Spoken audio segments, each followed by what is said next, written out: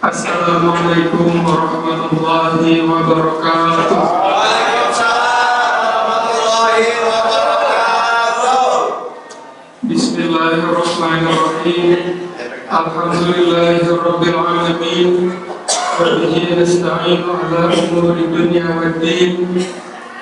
Wassalatu wassalamu ala asyrafil anbiya'i wal mursalin. Sayyidina wa maulana Muhammadin sallallahu alaihi wasallam wa ala alihi wa sahbihi ajma'in, amma ba'du. Faqad qala Allah ta'ala fi kitabihil karim, a'udzu billahi minasyaitonir rajim. Bismillahirrahmanirrahim. Qad aflaha man tazakka wa dzakara isma rabbih fa shalla. Shadaqallahul azim. Hadratul ulama'il kiram wal abail muhtaramin wal ummahatil muhtaramat, para alim ulama, para tokoh masyarakat, wabil khusus Ketua Mushola Subul Salam Ustaz Abdullah Bakir, dan yang lainnya yang mohon maaf tidak dapat kami sebutkan namanya satu demi satu, namun mudah-mudahan kita semua yang hadir di tempat ini mendapatkan kemuliaan dari Allah Subhanahu wa Ta'ala. Pertama-tama marilah kita ucapkan syukur Alhamdulillahirabbil alamin, yang mana pada malam hari ini kita berada di malam yang ke-24 ya. Yang hari ini pada malam ke-24 daripada bulan suci Ramadan. Di dalam hadis Nabi mengatakan, taharraw lailatul qadri min ashril awakhir minal witri. Carilah lailatul qadar itu di 10 terakhir daripada malam-malam yang ganjil. Bisa juga malam ke-21, malam ke-23 dan seterusnya. Sholawat serta salam tak lupa marilah kita sampaikan kepada Nabiullah Muhammad SAW dengan ucapan Allahumma sholli wa sallim ala Sayyidina Muhammadin wa ala ali Sayyidina Muhammad. Hadirin wal hadirat rahimakumullah. Pada kesempatan kali ini saya mendapatkan amanah untuk menyampaikan kultum di minggu yang ke-4. Yes. Ya, artinya ini kultum yang terakhir ya, kultum tarawih terakhir, yang mendapatkan tema pentingnya menjaga kesucian hati di akhir-akhir bulan Ramadan. Jadi kalau kita berbicara masalah hati, hati itu kan memang raja di dalam anggota tubuh manusia. Al-qalbu malakun. Di dalam hadis Nabi mengatakan, inna fil jasadi mudghah. Sesungguhnya pada jasad atau pada tubuh manusia itu ada segumpal daging. Iza solha jasadi kulluh.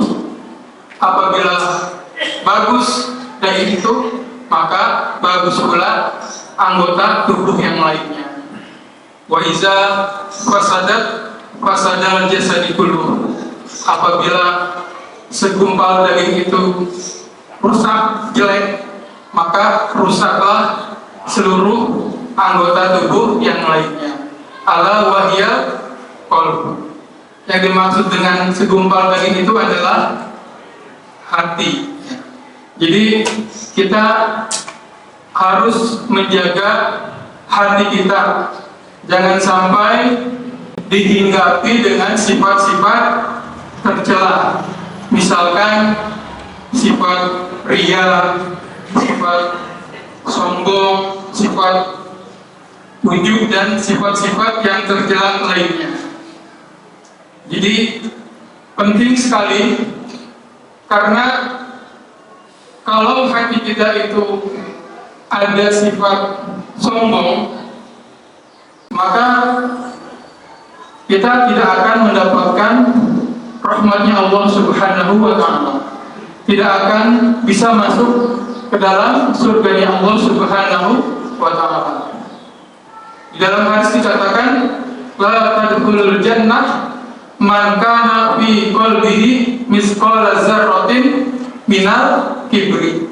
Tidaklah akan masuk surga orang yang di dalam hatinya ada sebesar biji sawi daripada kesombongan.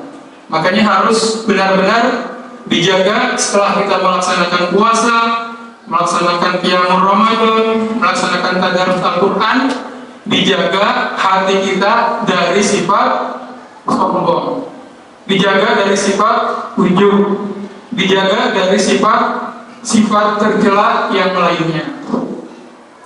Bahkan Imam Abu Yazid Al-Bustami pernah berkata, orang yang maksiat atau orang yang banyak dosa itu butuh 1 kali taubat. Sedangkan orang yang taat, ahli ibadah, dia butuh 1000 taubat. Ini artinya apa? Jangan sampai ibadah kita itu menjadi sia-sia karena adanya kesombongan. Jangan sampai ibadah kita ditolak oleh Allah karena ujub atau merasa besar, merasa mulia. Nah, itu benar-benar kita jaga, jangan sampai di dalam hati kita ini merasa lebih baik atau lebih mulia dari orang lain. Ah, tuh tetangga nggak sholat tarawih, masih lebih baik aku, itu nggak boleh. Ya, jadi harus dijaga. Sebab ada ulama mengatakan, man ro'a li nafsihi, siapa orang yang memandang kepada dirinya qimatan ala qalbi, lebih berharga daripada anjing, itu bahwa mutakabbirun, maka dia termasuk orang yang sombong, manqutun indallah, dan dibenci oleh Allah Subhanahu wa Ta'ala. Kalau kita mau renungkan, para hadirin, para bapak ibu sekalian, kita jangankan sesama manusia, sesama binatang saja kita merasa lebih baik, lebih berharga, itu tidak boleh dan tergolong mutakabbirun, tergolong orang yang sombong. Makanya kita jangan sekali-kali ada di dalam hati kita merasa paling mulia, paling berharga, paling besar, paling hebat, paling berilmu dan lain sebagainya, itu nggak boleh. Ya, harus dijaga bahwa kita ini bisa ibadah karena taufik dan hidayah dari Allah Subhanahu wa Ta'ala. Tanpa adanya taufik hidayah dari Allah, kita nggak bisa sholat tarawih 20 rakaat. Jangankan 20 rakaat, kita menggerakkan jari aja tanpa izin Allah tidak akan mampu, tidak akan bisa. Hadirin wal hadirat, jadi mari kita jaga hati kita dari sifat-sifat sombong. Mari kita isi hati kita dengan sifat-sifat yang terpuji, dengan sifat tawadhu, rendah hati. Di dalam hadis dikatakan, man tawadhu'a rafa'ahullah. Siapa orang yang tawadhu, rafa'ahullah, Allah akan tinggikan derajatnya. Wa man takabbara wada'ahullah. Dan siapa orang yang merasa besar, merasa hebat, wada'ahullah, maka Allah akan campakkan, Allah akan rendahkan. Mudah-mudahan kita tidak termasuk orang-orang yang sombong. Mudah-mudahan kita bisa mengisi hati kita dengan ketawaduan, bisa mengisi hati kita dengan sifat ikhlas. Karena kalau hati kita ada sifat sombong, itu namanya maksiat batin. Dan maksiat batin itu lebih besar dosanya daripada maksiat zahir. Ya. Jadi perlu dijaga hati kita ini Jangan sampai ada perasaan lebih hebat, lebih mulia. Jangankan lebih hebat dari orang lain, lebih hebat dari binatang, ya kan, anjing atau ayam atau apapun, itu bahwa mutakabbirun, termasuk orang yang sombong, makutun indallah, dan dimurkai oleh Allah Subhanahu wa ta'ala.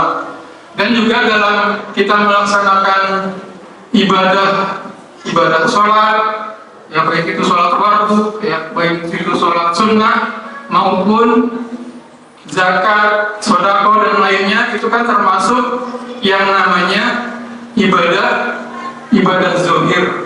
Dan ibadah zahir itu perlu didukung dengan 10 ibadah batin.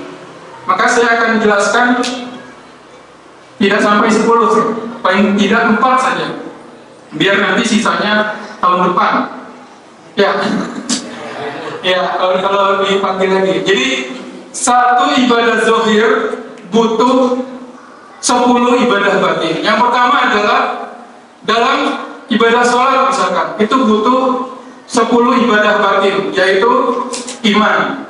Begitu juga dengan puasa, harus didasari karena iman. Makanya ada hadis, man shoma ramadhana imanan wa ihtisaban ghufira lahu ma taqaddama min dzambi. Siapa orang yang puasa di bulan suci Ramadan karena iman, yakin dengan adanya Allah, wa ihtisaban, mengharapkan ridhonya Allah, ikhlas, maka diampuni dosa-dosanya yang lalu. Jadi iman itu termasuk amaliyah batin atau ibadah batin. Yang kedua adalah ikhlas. Ikhlas itu termasuk ibadah batin. Jadi kita sholat, kita tadarus, kita zakat, dan ibadah-ibadah zahir lainnya itu membutuhkan yang namanya ikhlas. Al-ikhlas ruhul amal. Ikhlas itu adalah ruhnya amal. Jadi kalau nggak ada keikhlasan, ditolak oleh Allah Subhanahu wa ta'ala. Yang tiga adalah ibadah batin. Yang tiga adalah sabar. Jadi sabar itu termasuk ibadah batin atau ibadah hati. Jadi kita dalam melaksanakan sholat tarawih aja butuh kesabaran. Kalau kita nggak sabar, udah pengen buru-buru pulang. Makanya begitu juga dengan kita wirid, zikir, itu butuh kesabaran. Jadi harus ada iman, ikhlas, dan sabar. Dalam membaca Al-Quran juga harus sabar, harus tartil, jangan buru-buru pengen cepat selesai. Atau kita lagi wirid misalkan, butuh kesabaran. Subhanallah, subhanallah, subhanallah, subhanallah.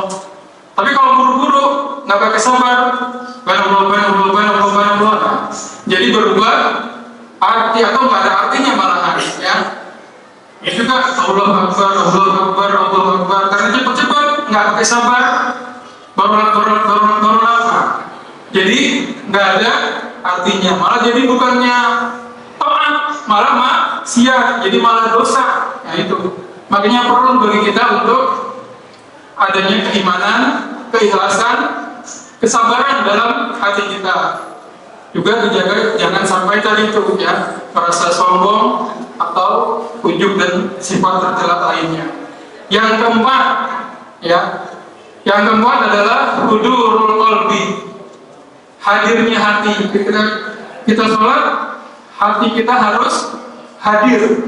Ketika kita ruku, hati ikut ruku. Ketika sujud, hati ikut sujud. Sadar kalau kita sedang sujud. Jangan hatinya melayang kemana-mana. Itu sholat semacam itu tidak diterima oleh Allah Subhanahu wa ta'ala. Mungkin ini saja yang bisa saya sampaikan. Kalau sampai 10 mungkin bisa sampai 9, ya.